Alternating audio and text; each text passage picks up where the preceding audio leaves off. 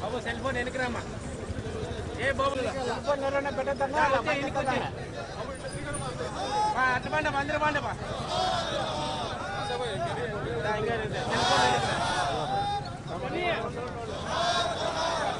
కొద్దిగా వెనకరా అన్న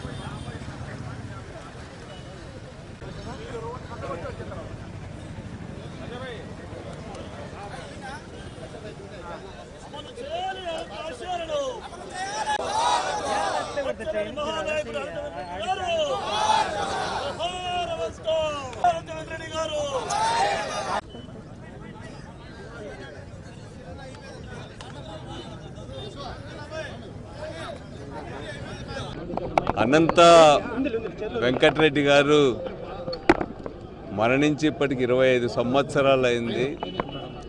25 సంవత్సరాల తర్వాత కూడా మనం అందరం కూడా మననం చేసుకుంటున్నామంటే జిల్లా అభివృద్ధి కోసం, అదేవిధంగా జిల్లా రాజకీయాల్లో అనంత వెంకటరెడ్డి గారు నిర్వహించినటువంటి పాత్రే దానికి ప్రధానమైనటువంటి కారణం.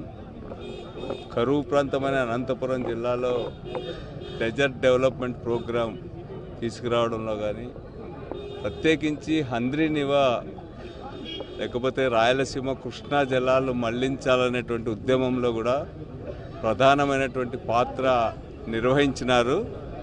నదీ జలాల విషయంలో అనంత వెంకటరెడ్డి గారు నిర్వహించిన పాత్ర వల్లనే రాజశేఖర రెడ్డి గారు ముఖ్యమంత్రిగా ఉన్నప్పుడు రాయలసీమకు, ముఖ్యంగా అనంతపూర్ జిల్లాకు ప్రధానమైనటువంటి జల వనరుగా ఉన్న హంద్రీనివాకు అనంత వెంకటరెడ్డి గారు పేరు పెట్టడం జరిగింది. ప్రజలందరూ కూడా సంతోషించినారు. అనంత వెంకటరెడ్డి గారికి సముచిత గౌరవం ఇచ్చినామని చెప్పి కూడా అందరు ఫీల్ అవున్నారు. అయితే ఈరోజు రాజకీయ కారణాలతో అనంత వెంకటరెడ్డి గారు పేరు తొలగించడం అనేటువంటిది తెలుగుదేశం పార్టీ చేయడం అనేటువంటిది ఇది కక్షపూరితమైనటువంటి రాజకీయాలకు నిదర్శనం.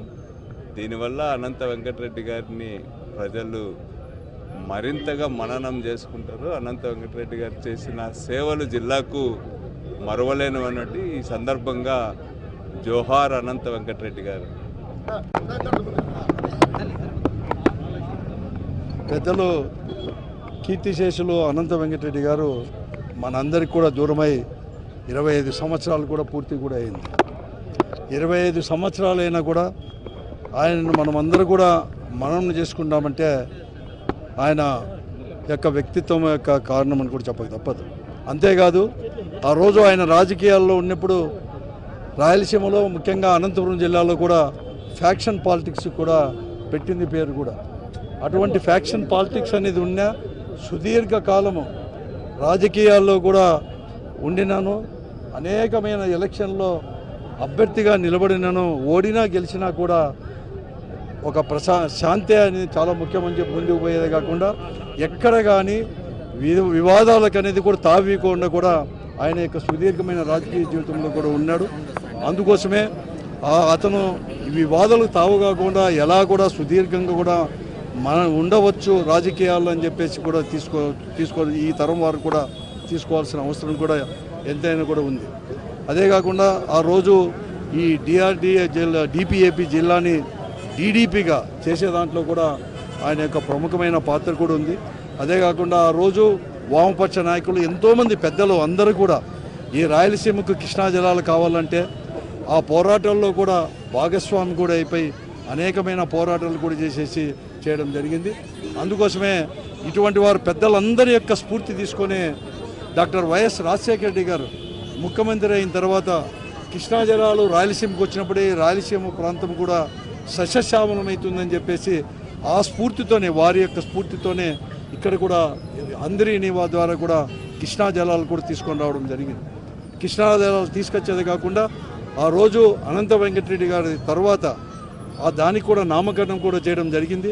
కానీ రాజకీయ కారణాల వలన కక్ష కారణాల వలన అదేదో అనంత వెంకటరెడ్డి గారు పేరు చెప్తేనే హంద్రీనివా అంటే రాజశేఖర రెడ్డి గారు మతికొస్తారేమో అని చెప్పేసి పేరునైతే తొలగించారు. కానీ పేరును తొలగించేదే కాకుండా ఒక ప్రధానమైన లక్ష్యం ఈ రాయలసీమలో ఉండే కరువు ముఖ్యంగా తాగునీరు సాగునీరు అందించాలని చెప్పి లక్ష్యంతోనే పెద్దలందరూ కూడా సుదీర్ఘమైన పోరాటం చేశారు కృష్ణా జలాలని.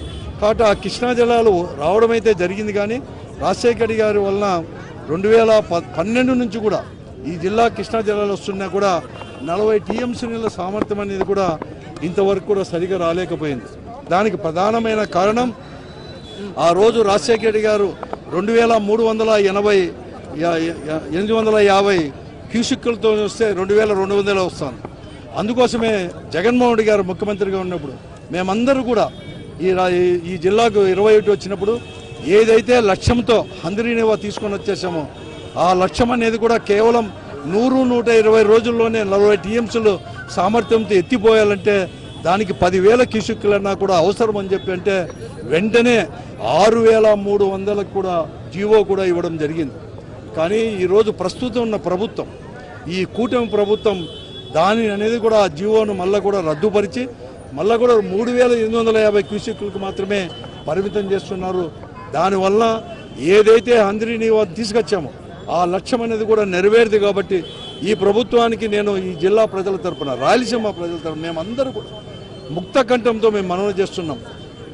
వీలుంటే 10,000 క్యూసిక్కులు చేయండి, లేకుంటే జగన్మోహన్ రెడ్డి గారు ఇచ్చిన జీవో ప్రకారం ఆ రోజు టెండర్లు పిలిచిన ప్రకారం 6,300 క్యూసిక్కులతో తీసుకొని రావాలని చెప్పేసి ప్రత్యేకంగా ఈ సందర్భంగా ఈరోజు ఆయన వర్ధంతి సందర్భంగా 25వ వర్ధంతి సందర్భంగా మేమందరూ కూడా ఈ ప్రభుత్వానికి కూడా ప్రత్యేకంగా మనవి చేస్తున్నాం. లేకుంటే మాత్రం అందరూ కలిసి కూడా ఆ రోజు పెద్దల యొక్క స్ఫూర్తితో మరొకమారు అది వెడల్పు చేసి ఆ స్ఫూర్తి ఏదైతే ఆ ఫలితమని కూడా ఈ ప్రజలకు ఈ రాయలసీమ ప్రజలకు అందించడానికి మేమందరూ కూడా కృషి చేస్తామని చెప్పేసి కూడా ఈ సందర్భంగా మేము చెప్తాం. దివంగత నేత అనంత వెంకటరెడ్డి గారి 25వ వర్ధంతిలో అశేషంగా జనం పాల్గొనడం అనేది ఆయన గతంలో చేసిన సాగునీటి తాగునీటి కృషి అనుకోండి, ఈ పట్టణంలో ఈ జిల్లాలో శాంతి కోసం పాటుపడిన వ్యక్తిగా, అదేవిధంగా పార్లమెంటులో కానీ రాజ్యసభలో కానీ అనేక సార్లు ఈ జిల్లా యొక్క కరువు పరిస్థితులను గలము విప్పిన మహానుభావుని వర్ధంతిలో పాల్గొనటం నేను కూడా ఎంతో ఆనందంగా అదృష్టంగా భావిస్తున్నాను. ఈరోజు ఈ వర్ధంతిలో అశేషంగా మా వైఎస్ఆర్ కాంగ్రెస్ పార్టీ కార్యకర్తలు కానీ లీడర్లు కానీ పాల్గొనటం అనేది ఈ పార్టీ యొక్క బలము, ఈ పార్టీ యొక్క శక్తికి ఇది నిదర్శనంగా మనమంతా కూడా భావించవచ్చు.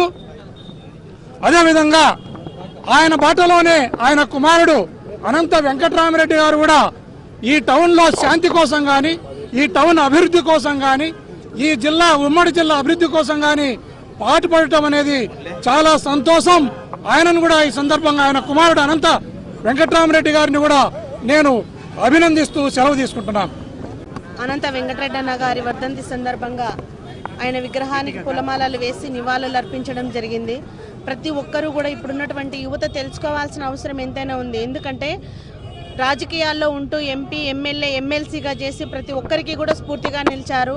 అప్పుడు మన అనంతపూర్ జిల్లా కరువు జిల్లాగా ఉన్నందున అప్పుడు కేంద్రం దృష్టికి తీసుకెళ్లి జిల్లా అభివృద్ధి కోసము ఎంతగానో కృషి చేశారు. మరీ ముఖ్యంగా కూడా హంద్రీనీవా జలాలను, కృష్ణా జలాలను హంద్రీనీవా ద్వారా మన అనంతపూర్ జిల్లానికి తీసుకొని వచ్చి రైతాంగానికి, ఆయకట్టు రైతులకు, సాగునీరుకి ఎంతగానో మేలు చేశారు.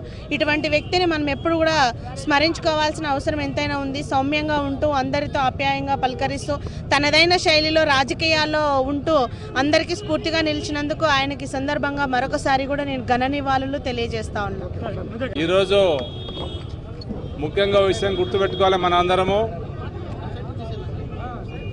అనంత వెంకటరెడ్డి అన్నగారు పెద్ద ఆయన చనిపోయి 25 సంవత్సరాలు అయినా కూడా ఈరోజు వన్నె తగ్గకోకుండా ఇంతమంది జనసమూహము వచ్చి ఈరోజు ఆయన నివాళులు అర్పిస్తున్నారంటే ఆయన ఈ జిల్లాకు చేసిన సేవలు అటువంటివి. ముఖ్యంగా మాకు ఊహ రాకముందు నుంచే హంద్రీనీవాను అనంతపురాన్ని తీసుకొచ్చిన వ్యక్తి అనంత వెంకటరెడ్డి గారు అని చెప్పేసి గత 25 సంవత్సరాల కిందట అనుకునే వాళ్ళందరూ కూడా.